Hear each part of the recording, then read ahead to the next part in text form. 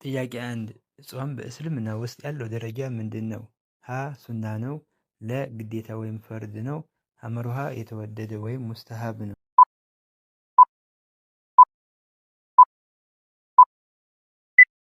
ትክክለኛው መልስ ለ ግዴታ ወይም ፈርድ ነው። ጥያቄ 2 ጾም ግዴታ የተደረገው በየትኛው ወር ነው? ሀ በረመዳን ወር፣ ለ በሻዕባን ወር፣ ሐመሩሃ በረቢዑል አወል ወር።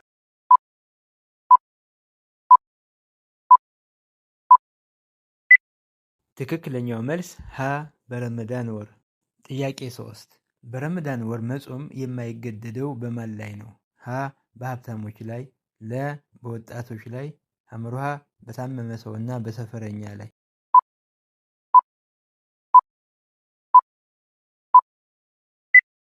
ትክክለኛው መልስ ሐመሩሃ በታመመ ሰውና በሰፈረኛ ላይ። ጥያቄ 4 ጾመኛ ሰው ሆን ብሎ ሳይሆን በመርሳት ቢበላ ወይም ቢጠጣ ጾሙ ምን ይሆናል? ሀ ይበላሻል፣ ለ አይበላሽም ጾሙን ይቀጥላል፣ ሐመሩሃ ግማሽ ጾም ይሆናል።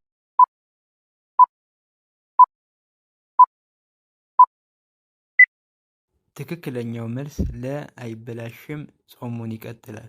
ጥያቄ 5 ሱሆር ወይም ከፈጅር በፊት መብላት ያለው ደረጃ ምንድን ነው?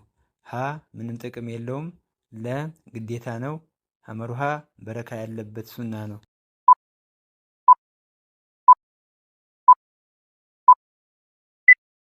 ትክክለኛው መልስ ሐመሩሃ በረካ ያለበት ሱና ነው። ጥያቄ 6 ለጾመኛ ሰው የትኛው ተግባር ነው ይበልጥ የተከለከለው?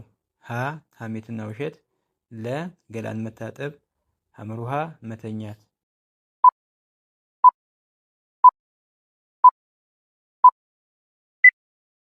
ሐሜትና ውሸት። ጥያቄ 7 ለይለቱል ቀድር በየትኛው የረመዳን ቀናት ውስጥ ትጠበቃለች?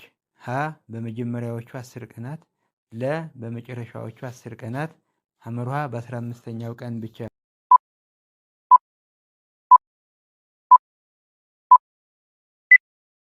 ትክክለኛው መልስ ለ በመጨረሻዎቹ 10 ቀናት። ጥያቄ 8 ከጾም ዋና ዋና መንፈሳዊ ጥቅሞች አንዱ ምንድን ነው? ሀ መራብ ብቻ፣ ለ ክብደት መቀነስ ብቻ፣ ሐመሩሃ አላህን መፍራትን ወይም ተቅዋን ማግኘት።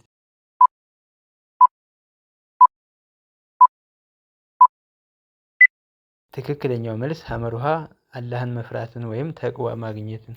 ጥያቄ 9 ረመዳን ሲያልቅ ለድሆች የሚሰጠው የምጽዋት አይነት ምን ይባላል? ሀ ዘካተል ማል፣ ለ ዘካተል ፊጥር፣ ሐመሩሃ ሰደቃ።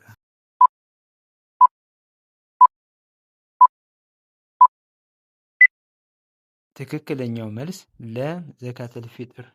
ጥያቄ 10 ጾም የሚፈታበት ወይም የኢፍጣር ሰዓት መቼ ነው? ሀ ፀሐይ ስትጠልቅ ወይም መግሪብ፣ ለ ፀሐይ ስታጋድል፣ ሐመሩሃ እኩለ ሌሊት ላይ።